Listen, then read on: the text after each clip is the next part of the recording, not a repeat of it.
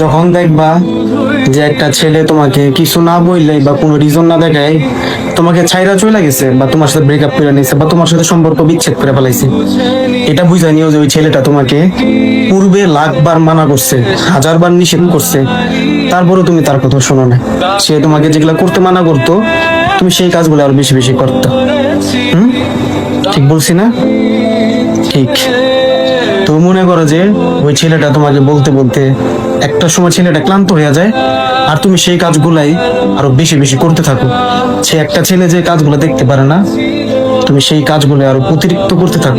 একটা সময় যাওয়ার পরে ওই ছেলেটা বাধ্য হয়েই তোমাকে ছাইরা দেয়, তোমাকে কিচ্ছু বলে না, কারণ সে তো তোমাকে আর বুঝাইতে পারলো না, তাই সে নিজেরই নিজে বুঝায় নেয়।